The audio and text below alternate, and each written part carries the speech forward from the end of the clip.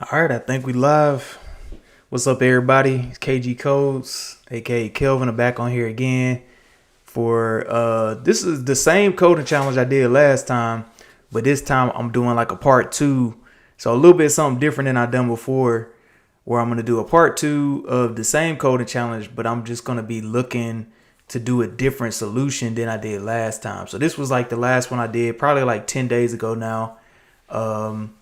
So I'm gonna do a slightly different solution to the same tree problem. So should be pretty interesting.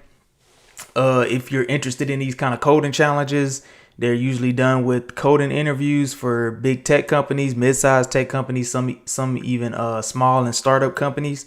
They ask these type of questions on the coding interviews, on the software engineering interviews, in order to give out these jobs or whatever. So as long as they're still asking these questions, I'm going to keep doing these lives and hopefully helping people out, helping myself out with getting better at these coding challenges. So yeah, hopefully people will hop in and check out what I got going on. But yeah, I'm streaming live on Facebook. Well, not Facebook, my bad. On YouTube, Twitch, TikTok, Instagram, Twitter, and yeah, I think that's everything. So yeah, if you want to jump to another channel, you can. But yeah, I'm gonna be streaming simultaneously on all those different channels. So yeah, that's what I'm gonna be doing. Yeah, Pippity Poppity on TikTok. I feel like system design interview questions are harder to pass. Yeah, those because they don't have as much of a format as the LeetCode data structures and algorithms coding challenge type problems have. I feel like they're gameable. Like after you practice these enough, you see enough of the problems, you can kind of either memorize or just get so used to them that they're easier to pass as sort of a format. But the system design is more open ended, where it really does allow you to have some experience with these systems, with building scalable systems to kind of understand the question they're asking and what points to hit.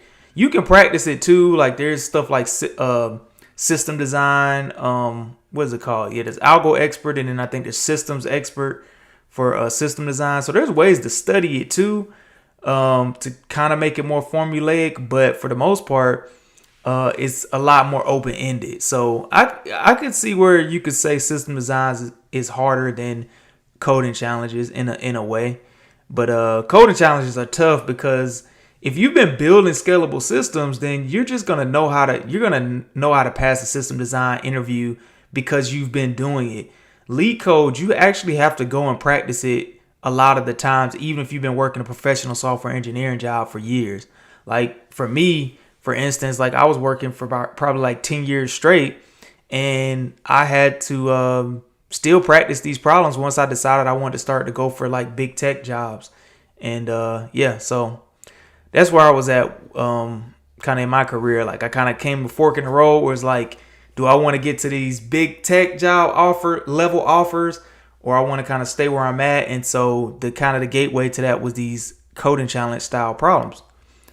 So anyway, we're gonna jump in here. I think a few people jumped in now. What language are you going to use? I'm going to use JavaScript. I have somebody on TikTok said I have a LeetCode assessment for software engineering spring insight. How do we prepare for it? I'll talk about that after I do the problem. Definitely, I have some ways to prepare. But to give you a quick tip, I would say use Algo Monster or Algo Expert. Those two tools I highly recommend based on your learning style. So anyway, we're going to jump into this problem though. It's called Same Tree. If you were with me a couple weeks ago, I did this problem live. I'm going to do it slightly a different way this time.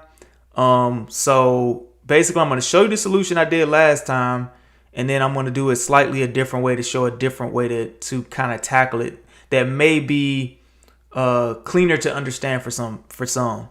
So anyway, we're going to jump into the problem, and I'm going to try to watch the chat, answer some questions, but for the most part, I'm going to try to focus on the problem too. So anyway, it's called Same Tree from LeetCode.com, number 100. It's considered the easy problem, but that's relative. And it goes as such. Given the roots of two binary trees, P and Q, write a function to check that they are the same or not. Two binary trees are considered the same if they're structurally identical and the nodes have the same value. So I'm not going to go as crazy like long on this as I did last time, because some of you might have seen it. New people may not have, but I will try to explain what's going on here, what they're asking to do here. So they got this tree, they got two trees, and they basically want you to programmatically tell them if these two trees are equal. So a binary tree, a tree is a way to basically show a data structure, or at least how it's visualized here. This is a way to visualize a data structure that has connections to each other. So a data structure that is consisting of nodes and edges that connect those nodes. And you could think of that as some sort of data structure that has different data entities, but then these entities can be connected to each other in some way. And you can think of plenty of application for that in a real life situation, like where, you know, one piece of data has some sort of connection to another for whatever reason. And trees can be used for a number of cases for like, you can think of it like a file directory or something like that, where, you know, there's child and parent folders and files. You can think of that as sort of a form of a tree. But just think about the way tree as a way to store data, a sort of a type of data structure. But anyway, this is kind of a generic form of that, and they basically want you to know to tell them if they're equal programmatically. So we see here, just by eyeballing it here, we see 2, 1, 3, 2, 1, 3. These two trees are identical. So the output here would be true in this case. And then here, these trees are not identical because the 2's on the left side on this tree, but on this tree it's on the right side. So these are not identical because this has an empty left tree. And then this one down here is not equal because you see the 2 and the 1 are swapped. And so basically the output there is false. And then there's constraints. So if you're in an interview, they may give you constraints. They may not. As you do these problems, you'll learn how to ask for the constraints. But the constraints are basically telling you what is the bounds of the problem as far as the inputs and outputs. And so for the inputs here is basically saying there'll be in the range of 0 to 100 nodes in either of the trees. So we don't have to worry about any kind of crazy number that's going to we're going to have an issue with our programming language with the upper and lower bounds of the data types in our programming language. Like integer, for example, we're not going to have any issue with that with just 100 nodes. And it's basically saying that the node value itself is going to be a number between negative 10 to the fourth power and 10 to the fourth power, which I'm using JavaScript. So the integer value, the minimum value that possibly a node can be and the maximum value that a node can be before it causes some sort of a runtime error in your application. This fits within those bounds. So that's why these constraints are important, because if an interviewer asks you a question and then you answer it and then they give you like, what if the number is like, 27 quadruple billion, I don't know, some crazy number that doesn't work with their programming language as far as the maximum bound of the integer, then you may have to write some code to handle that edge case. But in this case, the constraints are kind of keeping me in a reasonable bounds. And that's why the constraints are important to think and talk about.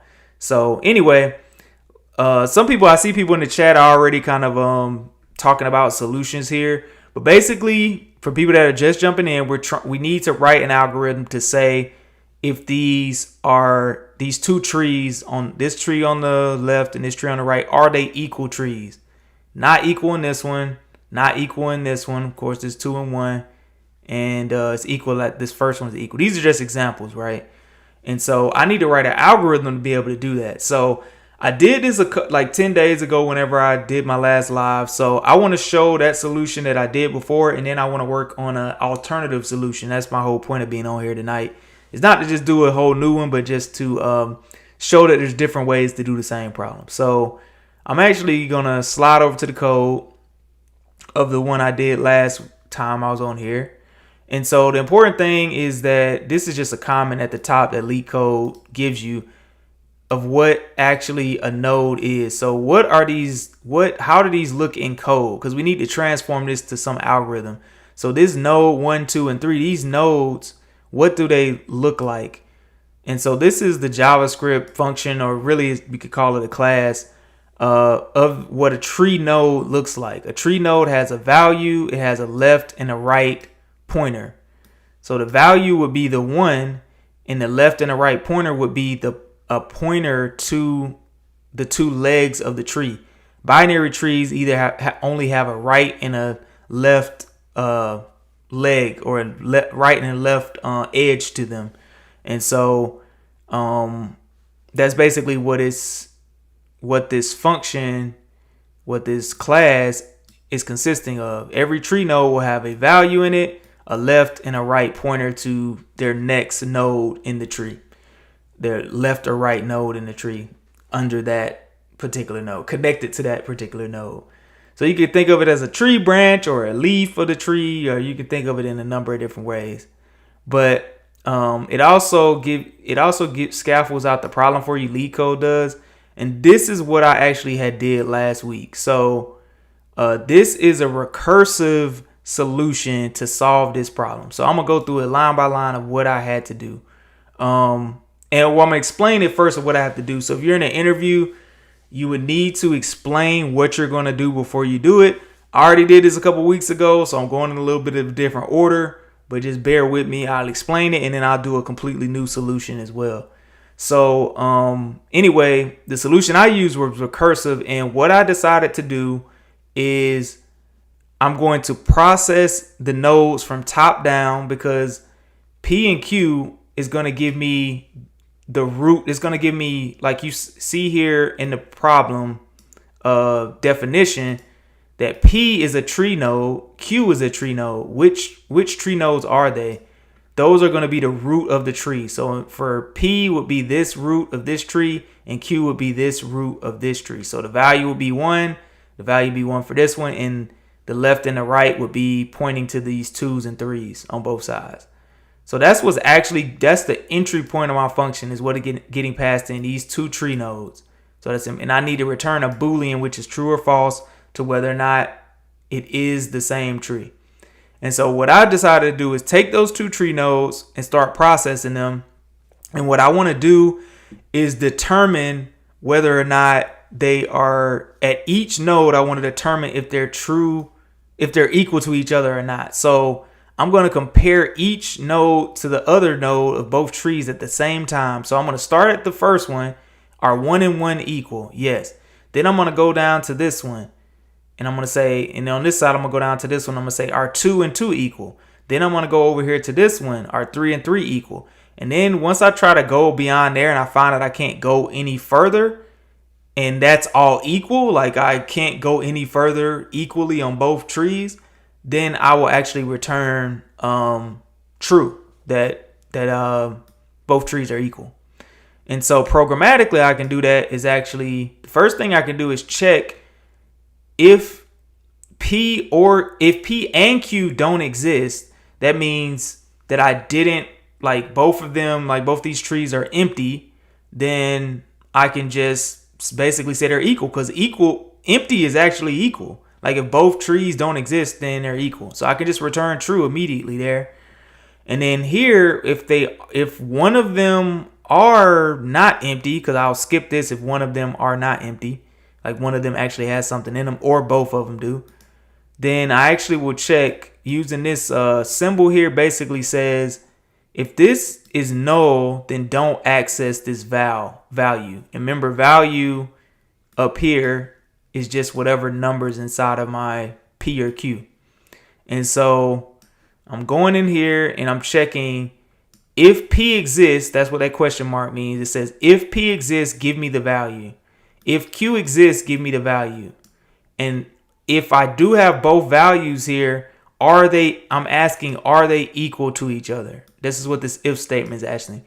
The value is P and Q equal to each other if they have a value. If one of them doesn't have a value and the other one doesn't have a value, then they won't be equal. Or if they both don't have a value, then they won't be equal. But remember, I already had this case up here, so I already kind of handled one of the cases there. So it got to be one of the other cases. And so if these are not equal, then I want to return false. I want to just stop there, because at that point, these are not equal. 1 is not equal to 2 or whatever the case is. And so at that point, I want to return false. If I make it past this case, if they are equal, then I want to keep going to the next nodes in my tree. And remember what I said. When I start with 1, I want to check if 1 is equal to 1. But then for both trees, I want to go down this path and I want to go down this path on both trees and check their equality on both. So now I got to start recursively calling the same function again. But instead of passing in P and Q, I'm going to pass in P left and Q left. And I'm going to pass in P right and Q right. So I'm actually passing in P left, Q left, P right, which is the 3, Q right, which is the other 3. And so that I'm actually saying are these the same tree and are these the same tree? Because if you think about it, I got to check if these two are the same node, but I also need to check if this is the same node and if this is the same node on the other side. So logically, that's actually what I'm doing. I'm saying I'm getting here and I'm saying, are the two left things equal to each other? And are the two right things equal to each other? And each of these comes back into this function as a new P and Q, which I do the same operations on them again. And if there's more branches in the tree, then I would just keep going. And since I'm returning here, I'm actually returning a result of whether I have the same tree in both legs of the tree, if that makes sense. And by recursively doing that, I will fall all the way down to the bottom of the tree and keep returning up. Unless I find a false, I'll just stop, but I'll just keep returning up trues and trues until I'm able to tell that the tree is equal. Now, recursion is hard to explain, but I'm recursively calling this function, meaning I'm calling the same function inside of itself in order to provide some sort of algorithm or create some sort of algorithm. And every recursive function has to have some sort of termination where you don't keep going forever. And that's where this false is. So at some point, I'm always gonna get to the point of either true or false. At some point, I'm gonna get to true or false. Once I get to one of these trues or false, then I'm gonna basically go all the way up to the top of the recursion stack and return out to wherever this first is same tree got called. And so that recursive stack, so that's basically how you do the solution. So I don't know if there's questions in the chat. I'm sure some people this is easy for them. Some people this is hard for them. Recursion is not easy. Trees are not easy when you don't know them. So adding recursion on top of binary trees is sort of tough when you're first starting out with doing data structures and algorithms questions, because you got to understand the data structure of a binary tree first, and then you got to understand recursion. You got to understand how to traverse a tree, in code, which is hard concept to understand. Then you got to understand how to do recursive functions. So it's a number of things that I'm having to do here, which may not be extremely obvious to somebody, especially somebody that hasn't coded. And even people that have coded that haven't done, maybe you're working front end somewhere, you're just mostly working on web applications where you don't have to do this a lot. So it's possible that, you haven't had a lot of experience with this before. So, yeah. So, somebody said I've been thinking about starting coding. I hope you do, man. I hope you do. I hope you get into it, man. It's still not too late. And I don't know what your goals are, but probably a good idea. Let's see. How do you know what's left and what's right? So yeah, that's the tough part about it. Like, I know that these tree nodes, because these are binary trees, they always will have a left and a right connection to them. Or they always have a left and a right property. That property can be empty, because like when I'm at 2, it doesn't have a left and a right. It's done. So its left and right are empty. But when I'm at 1, the left and right is 2 and 3. And I know this because that's the definition up here that they give you in LeetCode. So on LeetCode, this is actually critically important on LeetCode because it's giving you the definition of what an actual tree node looks like. And then they're telling you here, this is what's going to be passed into your function. Like that's what you're actually working with. So you got to know how to work with these objects in order to traverse the tree. And so anyway, once I get to this point, I can run this in LeetCode. It looks like I got all 3 test cases. So what this did was just run it against example 1, 2, and 3 here. And, oh shoot, I didn't mean to do that. 1, 2, and 3 here. And so yeah, I get true for the first one, false for the second one, false for the third one. So the answer is right. The last thing you would have to do in the interview is you'd have to explain time and space complexity. So you time and space complexity basically, I hate to explain it again, but I mean it's probably people on here that wasn't on here last time. But so sorry if you were on here last time and you heard this again. But time and space complexity are a way to describe how your algorithm performs as far as scale. So when the size of the input increases, P and Q, let's say P and Q get very large in size, like there's a lot of nodes in the tree, does my algorithm perform decent? Does it perform bad? How does it scale in relation to the input as far as time, which number of operations that are happening and how long it takes to run those operations, and space, meaning how much additional runtime memory I have to use in my algorithm in order to complete the algorithm. And sometimes, like, that's why these big tech companies ask these questions, because they deal with massive scale. So if you write inefficient algorithms that scale, let's say exponentially based on the size of the input, they get worse and worse no matter how as the data gets larger, they perform worse and worse. They perform exponentially worse as the data gets bigger. That's possible with bad algorithms.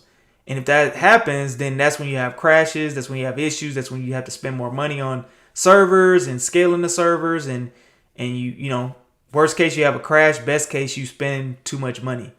And so that's why they want developers that can optimize algorithms and understand the time complexity and space complexity of algorithms that they're writing. So in this case, in big O notation is the way that we notate what the time and space complexity is for a given algorithm. And the variable n is usually the variable name used for the size of the input. So here we can call n the number of nodes in this case. And knowing the size of your input, that's something you just have to practice with data structures and algorithms to sort of get good at. But in this case, I just know that it's the number of nodes. It's the only thing really I can really count here is is like that would increase. And a clue is your constraints. Your constraints is always a good clue for your n in your big O notation. Like, what is your size of your input? And it can be the 1 to 100. So it's really not that crazy, but that's what our size of input is. And so I know that this algorithm, based on the size of the input, I know that I just need to, at worst case, check every single node in the tree. So basically, no matter how many nodes I have, 0 to 100, I'm always just going to do that many operations. I'm never going to do, exponentially more operations than that. And so each operation individually, you can look at it as a constant operation, a linear operation, exponential operation. I just know that these 5 lines are pretty much going to run this, they're constant operations. And so I can reduce them and basically say at scale, I'm going to be doing these same 5 operations. So whether I have 100 or 0 or 1 nodes in my tree, I'm simply going to be doing all these constant operations here. And so as far as scale, the algorithm is actually scaling linearly to the size of my input. It's hard to explain linear when you don't have an example of something worse than linear, I think. But I just know that these operations are going to run pretty much as the size of my input that's happening, that I have. And so we call that big O of n, or linear time complexity. That's how many operations are going to run. Not exactly, but as far as big O notation, we reduce things that are constant operations down to one, to the same. We don't represent those, and we represent them, but they're nominal in the terms of weight. The weight here is coming from the size of the input. So I know it's hard to explain, but yeah, that's basically what it is. And then space complexity is how much additional space in addition to my input am I using to do this algorithm. So here I'm not actually creating any new data structures or algorithms. I'm just recursively calling this function over and over again. And that's something you would have to learn too. Once you recursively start calling functions, it actually starts using up memory on your machine. Your algorithm starts using memory, because once you call recursive functions, it basically builds a recursive call stack, and that takes up memory to save that recursive call stack. Because when I call this function and then I call these two, this function is still alive and waiting for these two to return. And then let's say when I go inside this one and I call even more recursive functions, then this one has to wait and stay alive, and it just branches and just builds up a long recursive stack. As these recursive functions are resolving, then the stack starts to pop itself off and it starts to get smaller and smaller. But as I built that stack to its maximum size, then that takes up memory on the machine. And so in this case, the stack on average is going to be the height of the tree, because every time I get to a new level of the tree, I'm adding a new recursive call and adding something new to the stack. So on average, it's going to be about the height of the tree. But at worst case, let's say I have a tree that like all the one of the trees, like all the nodes are going on one side, and the tree is really, really tall. So in that case, it may actually be the size of the tree. If like the tree is just a long string, like it's just a branch going down, down, down, down, down. It just never like branches into two branches. It always just goes down one branch, and it's just this very tall tree. Then it could at worst case be like the whole size of the tree itself. But basically in big O notation, you can kind of just put big O of h as the height of the tree. It's one of the rare times when we don't use n, and we use a different variable to represent the height of the tree. So where h is the height of the tree is what I put there. And so yeah, that was basically explanation of of how to do time complexity for that. I know that was long-winded, but I hope that it helped somebody. I hope that people took something away from it. And I know I'm sure like some people were just familiar with this and they already knew. But the next thing I want to go into is something a little less confusing, a less confusing solution for same tree. So using these recursive calls, it's hard to sometimes wrap your mind around, especially when you're getting started. And it's a little difficult to troubleshoot and explain. So like if I needed, like some interviews, they don't even let you run the code. Like I was able to run the code and see that my answer was right. But some interviews don't even let you run the code. They want you to trace through the code line by line and make sure that your solution works manually. I'm not going to do it, but some of them make you do it. And it's very hard to do it with recursive solutions, because it's you have to keep track of the recursive stack. You have to keep track of all the recursive calls in the state that they had when they branched off into another recursive call. So anyway, I'm going to actually rename this to be same tree 2. And I'm going to copy a new tree up here, a new function up here, new scaffold of the function up here, and call it same tree. This is going to be the new same tree, and this is the old one. I'm actually going to call this same tree underscore old so it doesn't run. And we can tell that it's old. So that's the old one. I'm going to do a different solution. And so what I can do, instead of doing a recursive call stack, what I can actually do is use an actual stack in the programming language to keep track of the values that I need to compare next. So I actually can keep just keep instead of using the stack and taking up memory using the recursive stack, like recursive function calls, I can actually just put the information for each node pairs like that I'm comparing. I can just put it in a stack and just process it one at a time. And it's kind of hard to explain, but it's easier to do that, I think, mentally than it is to do what I did here. So I'm just gonna show it and then maybe try to explain it after I show it. So what I'm gonna do is create and hopefully I remember how to do this. Hopefully I remember how to do this and don't get stuck on here. So basically I'm gonna create a stack. I'm gonna start the stack out with P and Q because those are my first things that I need to compare. The first things I need to compare is P and Q. That's the top of the tree that gets passed in. P, Q. That's the first thing I need to compare. So I'm gonna put that in the stack. And then I'm gonna open a while loop while the stack length is greater than 0. So I'm gonna keep running this loop while it's greater than 0. And the first thing I'm gonna do inside the loop is I need to process whatever's on the top of the stack. So how you can do that in JavaScript is you can say, I'm gonna call it A and B, something different so it doesn't conflict. But this is just this is just the current, whatever current P and Q node that I'm on at the time. So I'm gonna take stack and I'm gonna use, I think, JavaScript pop. What that does is just pop whatever's at the, I think, front of the stack. I think pop is gonna take what's on the back of the stack. I think, it's gonna take what's on the back of this. It's gonna pop the last thing off the stack. And so I'm going to pop the last thing off the stack. That will take it out of the stack.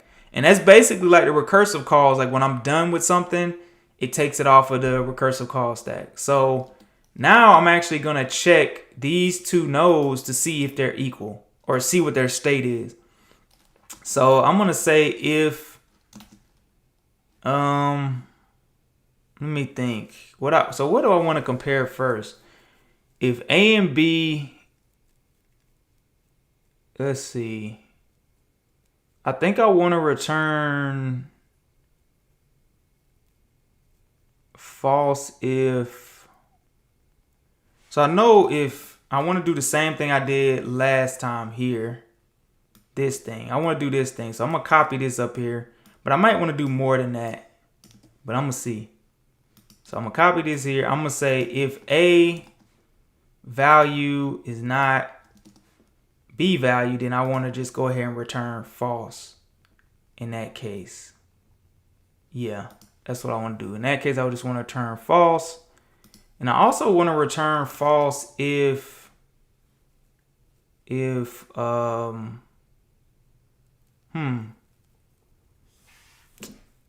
these are not equal, I want to return false. If they're both null, I want to keep going. And what's the other case that I might want to it's another case that I want to return false. So if one of these is, if both of these are null, no, maybe if one of these are null, I want to return false. Oops, I didn't mean to do that. If not A, and what did I do down here? Oh yeah, so I said, if not P and not Q, then return, then I keep going.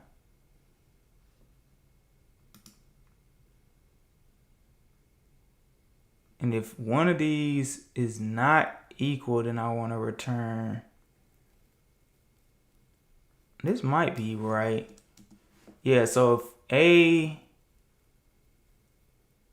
is value is not equal to B value, then I want to return false. And then, so yeah, if A doesn't have anything in it and it does not equal to B that has something in it, then I want to return false. If A does have something in it and it equals to B that doesn't equal B that has something in it, then I still want to return false.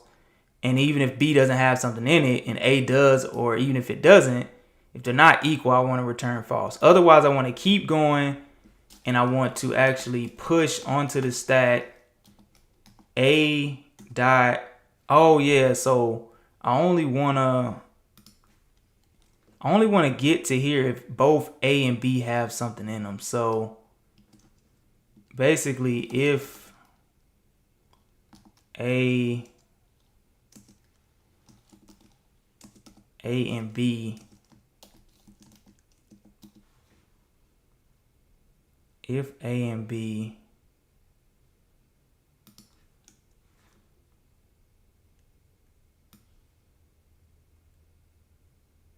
yeah, I'm doing something wrong here, but I can't remember what it is.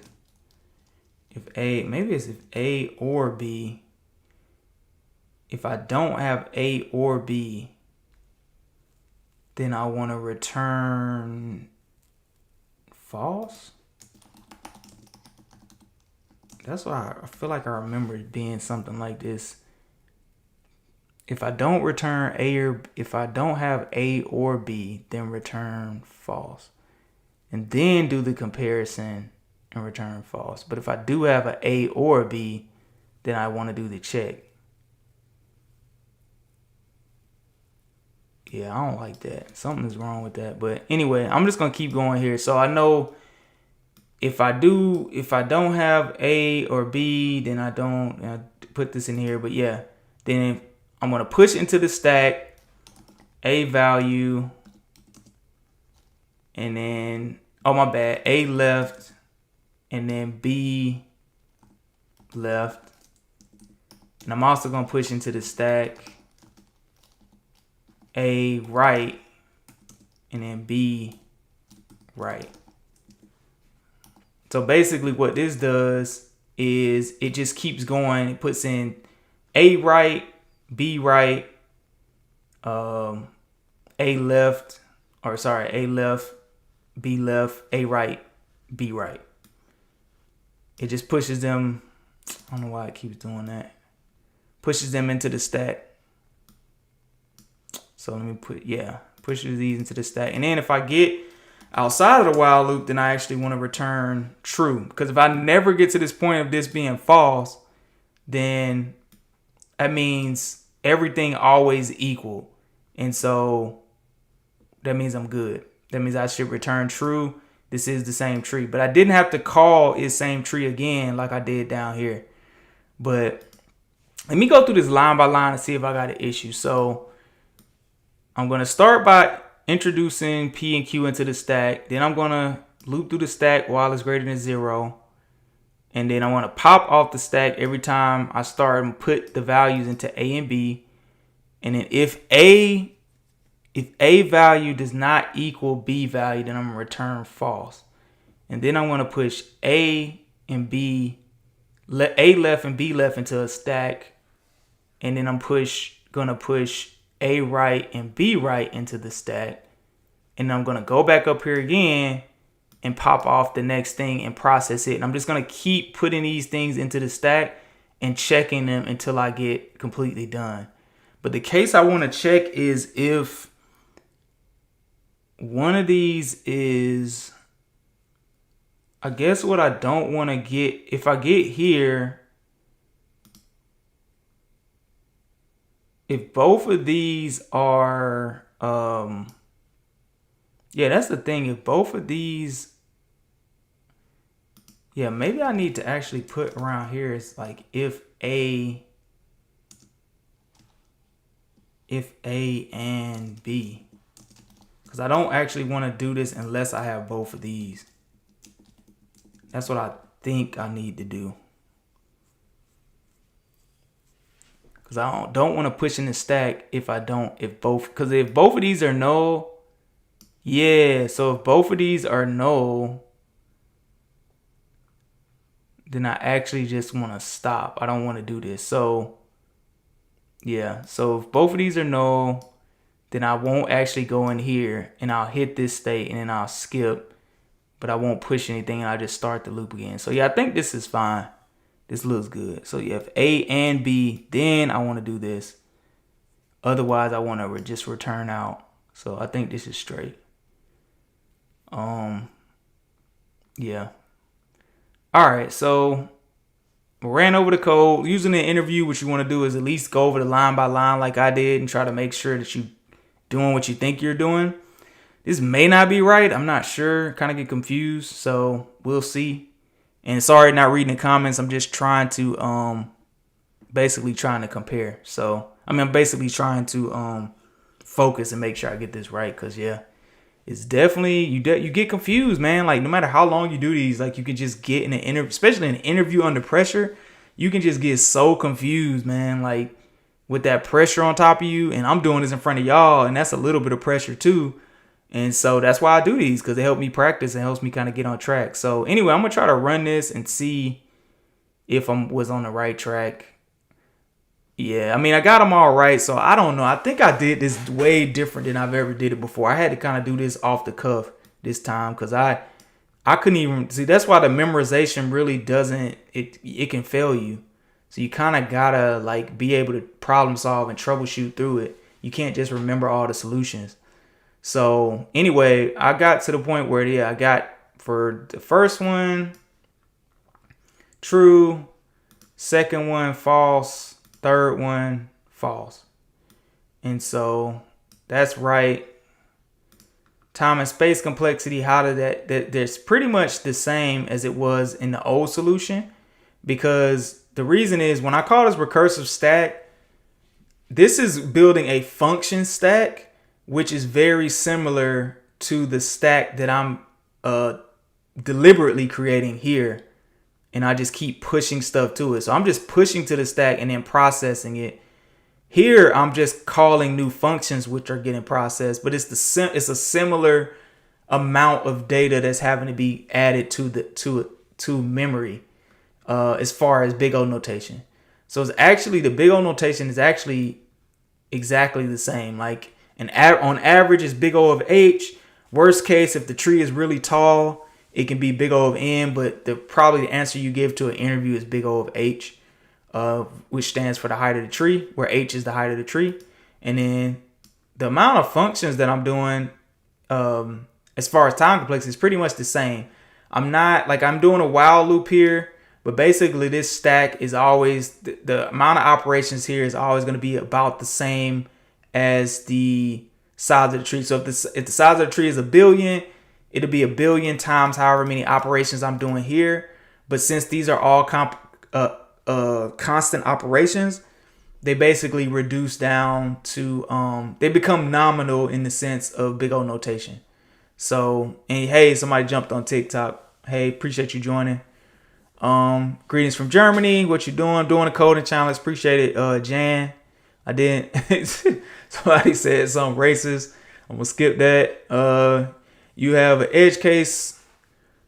Yeah, I don't know if I do or not. But anyway, this looks right to me. So I've talked about the time complexity with the interviewer. I've got the right answer running this. So what you can actually do on LeetCode is you can run this against all the LeetCode submissions, and you can run it against a lot more test cases than just 3, and see if your solution holds up and how well it does against sort of like the community or whatever. So thank goodness it got that right. It ran against 67 additional test cases, or maybe 64, whatever. Beat 100% of runtime complexity of all other users. That's probably not true. It's probably just lying there. It says I beat 29%, but if I ran this again, it probably would say something completely different. That's probably not even true. But you can analyze the complexity. Time complexity probably be big O of N. Yeah, so like I thought, big O of N. It's right there. And then you can also analyze the complexity of the memory. Big O of H. So they decide to use H2. I guess maybe that's what you always use for a tree, if it's the height of a tree. I don't know. I thought you could just use whatever you want, but maybe H is what you always use. And I just remembered that without really knowing. So yeah, that's the solution. It worked. I got it, passed as far as LeetCode. I probably would pass as far as an interview goes, because I explained my solution before I did it. I know the time complexity of my solution. I talked through my solution. You can't just go on there and just spit out a working algorithm without actually working through it and talking through it in an interview. Because if they don't get the positive signals they need from you, it's possible to get the answer right and still possibly fail the interview. You know, if you get the answer right, you got a good chance, but it's still possible. And it may probably be hard for you to pass if you're not actually talking through and letting the interviewer know what you're doing. Because they want to see how you work for one part of it. Some interviewers care about that more than you actually getting the right answer. So anyway, somebody said try JSON stringify just for fun. Just why would I do why would I do JSON stringify? You can let me know why you want me to do that. Pro drummer. Can't you just check both in real time while doing left and right? Just while and do left and right. So you gotta build a stack, because you have to the reason you're building a stack is because you gotta go left and right at the same time. Like, you can't leave this function, this A and B, because this is just within this iteration of the loop. After I leave this section, inside of here, I lose this A and B value. It's gone. Once I pop it off the stack and I get done using it here, I lose it. So I have to store both left and right on the stack in order to have it later when I pop it off the stack later. So I can't just this is iterative, but I can't just not use a stack here. But that is a good question, because it's confusing. You would think you could just do this. Like, what's the point of keeping it in memory? It's like multiple questions here. Why am I using a stack? Why do you have to keep it in memory? Because I have to do two things at once, right? So the issue is I can't just say, okay, if I'm at 1, right, and then I go to 2, so I check if 1 and 1 are equal. Then I go down here on both of these. I go to the left. Then I check 2 and 1 are equal. I can't get to this because I don't have there's no line to the 1 from the 2. I'm here now. I don't have any memory. If you guys are saying like, why are you using any memory? Don't use any memory. If I don't have any memory of this, then once I'm on 2, I'm on 2. I don't have any memory. Only connection I don't even have a connection back to 1, because binary trees, it's going down, doesn't go back up. 2 has its pointer to its own children. 1 has a pointer to the 2, but the 2 doesn't have a pointer back. It's not a multi-directional pointer here. It's just one direction. So once I get here, if I didn't save any memory about 1, then I would just be at 2 and I'd be stuck. I couldn't actually check 1. But what I'm doing is when I'm at 1, I actually put in the stack, I put 2 in 1. I put the 2 over here in a stack, and then I actually put the 2 on this side in the stack at the same time. That's what I'm doing in these 2 rows I highlighted. When I'm on a node, I put the 2 children into the stack at the same time while I still have both the context that I need to save them. And then so now when I loop back up, I can process them later because I've saved them. You know what I mean? So that's why you have to use a stack. And that's why, even in my previous solution, I'm not actually using memory directly, but I'm using recursive calls, which is actually indirectly using creating a recursive call stack, was what it's called. It's saving those functions in memory the same way I'm saving these things in the stack. It's very similar as far as time and space complexity. So yeah, so great question though. That's a great question, because that's what that throws you off. You're like, why? So you say you don't need to check if they're null. So if they're null, then I would stop pretty fast if they're null. Let me go over here. Why does it keep doing that? Go over here. So yeah, if they're null, I would stop pretty fast. So like, let's say P and Q are null. I'll put it in here. You could just put an if statement and say, like, that would be more performant. Like if not P, and since this is not recursive, then I could just say if not P and not Q, then just return false immediately. So this would actually be more performant, because if they were null, like in that one case, it would be more performant. So in that case, I probably still get the right answer. But I mean, I don't even have that test case, I don't think. Yeah, so but yeah. But I mean, really, I wouldn't, it's not really something you would probably have to do, because I still will handle it pretty quickly here. No, these actually we'll skip through here. We skip through here, we get here. So P and Q, and we'll pop both the null things off the stack. And then these would be equal, so we'll skip that. And then it wouldn't push anything into the stack, and then the stack would be empty, and it would return true. So yeah. So I actually was wrong what I just did. Actually, this would have been this should be true. Yeah, this should be true, because if they're not equal, then if they're both empty, I can't even talk, man. If they're both empty, they're both equal. Equal is empty is equal if they're both empty, if that makes sense. So yeah, but I would get down to this true. I would skip over all these things in here. I would only run this loop one time, skip all these things in here, and just return true. But I could just put a statement at the top to return out faster. So that's a good comment. I understand what you mean. In 10 years as an engineer, I've never used a tree. They're worthless knowledge. They're worthless knowledge to probably most devs. I mean, I haven't had to use one at work. Now, I've had to optimize algorithms at work for sure. Like I've had times when there's been expensive operations that took down databases or took down services, or cost the company money because they were inefficient algorithms that we had to optimize. I've had to do that before. Now, is it like every day? No. It's like one of those things where it just happens every now and then, and it comes up as a bug. Something's running really slow, or, something is costing us more money than it should, or some server is like running out of memory, or CPU usage is high and we're having to spend too much money on it.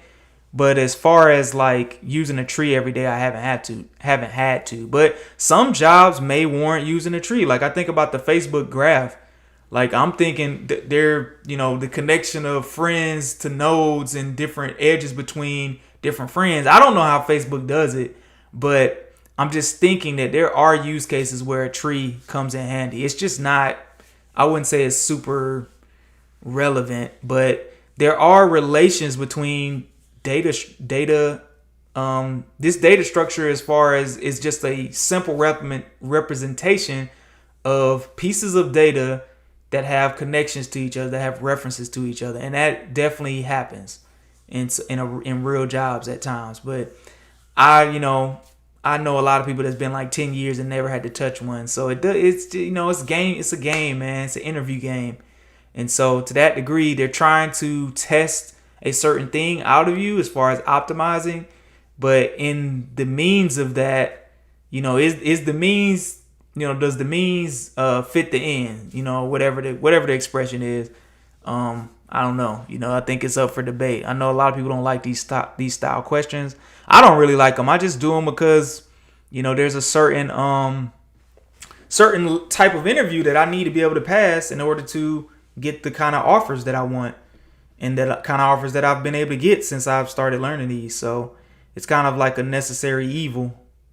KG.codes, dude, I've been following you on social media for a long time. Glad to see you here. Appreciate it, man. DM me, man. DM me. I just want to know who you are. But I appreciate that comment, dude.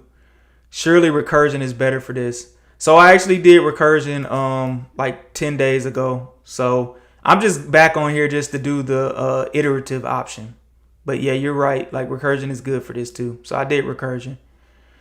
What does the average day look like? So for me, I usually mostly JavaScript right now at work.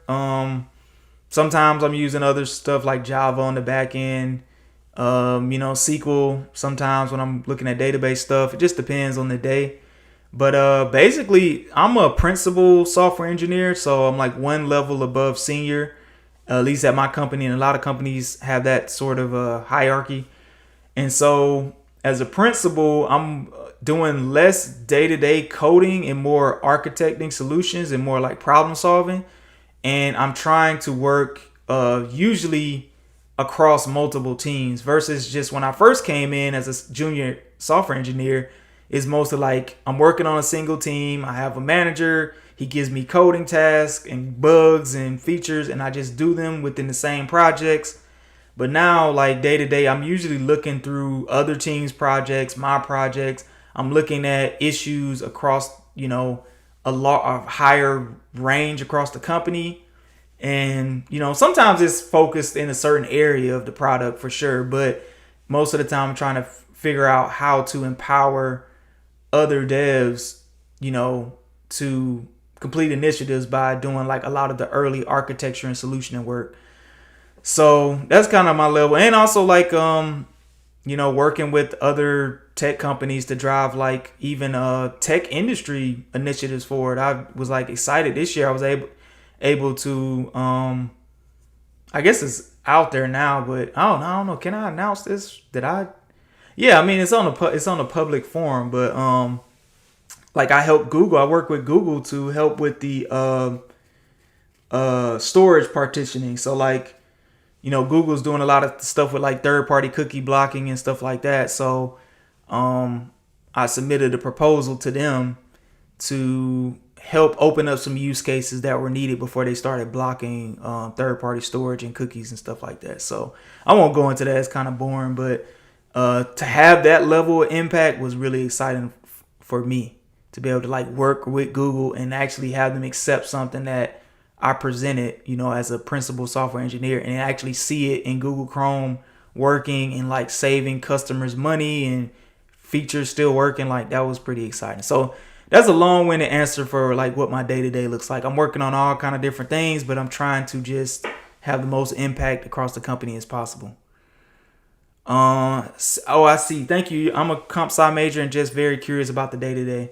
Yeah, so like when you first get in the job, I think probably for you, and I appreciate that comment, for you, you'll probably be working within some sort of like task management software in an agile software engineering team where you're going to have like daily stand-ups, and you go and talk about what you did yesterday, what your current status is. Do you have any roadblocks or blockers with your team? You all go in a circle. You're supposed to go through it really quickly. You'll probably have meetings with other teammates. You'll probably have scrum ceremonies where, you start planning for the next sprint of work. You might have a couple of those meetings. You might be working on a bug and have meetings with some stakeholder about a bug. And then the rest of your time will probably be doing research and development where you're either researching some topic on some bug or feature you've been assigned, or you're actually coding that feature. And in today's world, you'll probably be coding a lot of the features with AI.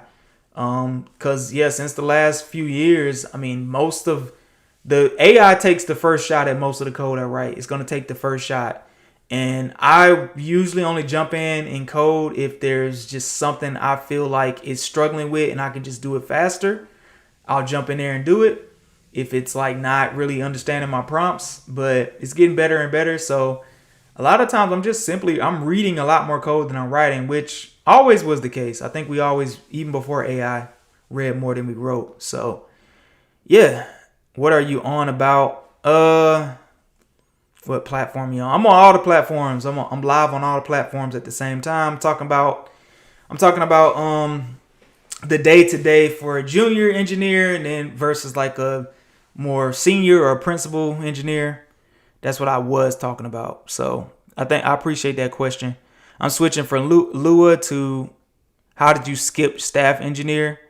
So staff and principal is kind of like interchangeable. It just depends on the company, like whatever they're calling it. Like my company doesn't have any staff engineers. It's just principal. So some companies have a principal and a staff role. Some of them only have staff roles. Some of them only have principal roles. My company just has like different levels of principal roles. So there's like senior principal and regular principal, and I'm just regular principal. So there was like, I started, it was like junior, it's like junior level 1 engineer, and it was like mid-level, level 2 engineer, then it's senior engineer, like level 3, and then there's principal engineer.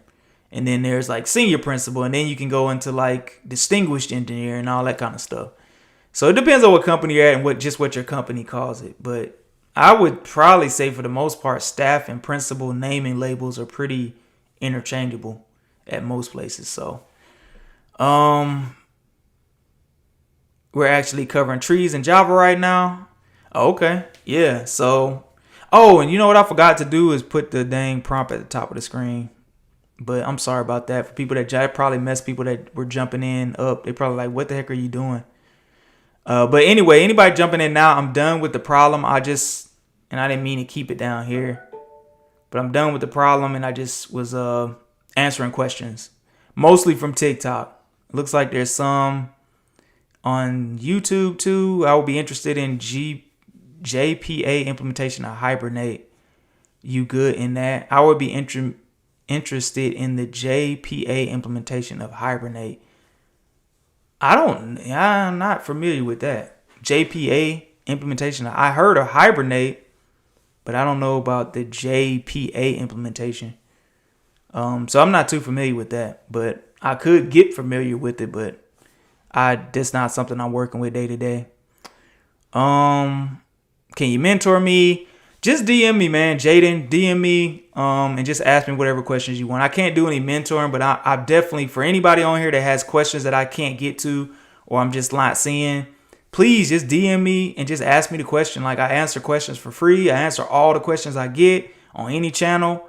If they're good questions, I answer them. If they make sense, like if you got good intention, I'm answering them. So I'm just trying to help people. So I answer all your questions, but I can't do any like deep mentoring. I'm trying to do my day job. I got my social media content. I build apps on the side. So I don't have enough time to do deep mentoring, but I can definitely answer questions. So, how old are you? I'm in my 30s, man. I'm kind of old. I've been in the industry 15 years now. Probably a little bit more. After I got out of college, pretty much took 1 year off doing something else, and then I was straight into the industry. So I've been in there like 15 years. So you can kind of guess my age from there. Getting out of college and then going 15, like 13. Well, maybe it hadn't been 15, maybe like 13 years. So yeah, like mid 30s. Let's see. So yeah, I've been through a lot of the stuff, man. I've been through doing these coding challenge interviews. I know how to get promoted at the job. I got promoted a few times. Know how to get to the money that you're trying to get to, which is kind of a whole issue within itself. Trying to make sure you're getting properly paid and stuff. Like it's been a lot of different things I've had to deal with in the 10 years. How to work with different types of personalities. How to scale systems, issues with scaling systems, and for development process philosophies. I got a whole suite of philosophies that I believe in, that I've through hard experience. But yeah. And somebody said your condition is wrong because one could be. Oh yeah, I think that's back when I was doing the problem. Yeah, because they were saying one could be null and the other one couldn't. Yeah, I think that's what I had to solve on that by wrapping this right here. Like that's what I had to do right there. So appreciate that you saying that. I missed it when you said it, but I appreciate you saying that. What's the realistic estimate for money for a senior dev specifically in California, CA? My girlfriend plans on moving. So California is a high cost of living area. I don't live in a high cost of living area. So when I say this is not how much money I'm making. This is how much money you make if you live in California near one of the tech hubs.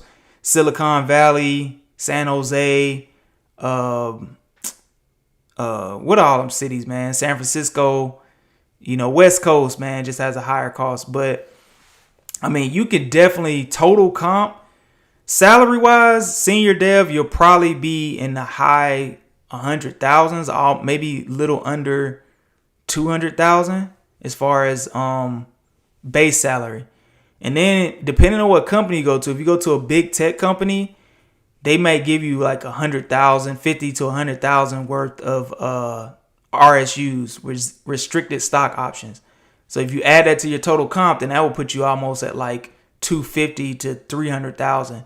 And then you'll probably get like a 50K signing bonus, or you might get a 50K, not signing bonus, but you probably get that anyway, but a 50K bonus, yearly bonus, like your year bonus or whatever. You add that. How they talk in tech, big tech companies, is total compensation, not just your salary that you get paid, bi-weekly. They add in your stock compensation per year that you get, and they add in your bonus per year. And so you could easily, as a senior dev in California, be sitting at like 300,000, 400,000, maybe 500,000. Just depends. But that's West Coast. That's high cost of living areas. Like, you're not gonna get that if you're living in like Texas or somewhere, and like not in like downtown Austin or something, which I heard there, it's getting higher, but Texas is not a high cost of living area. Like, if you go look at the house prices out there, it's like way cheaper than everywhere else. So, and I'm in Atlanta, so Atlanta's not a high cost of living place. And I know people gonna come on here and say, "What are you talking about? Atlanta is expensive," but it's just, Atlanta is not as expensive as New York City, as Los Angeles, San Francisco, Seattle. It's just not. It's not. Those are higher cost of living places.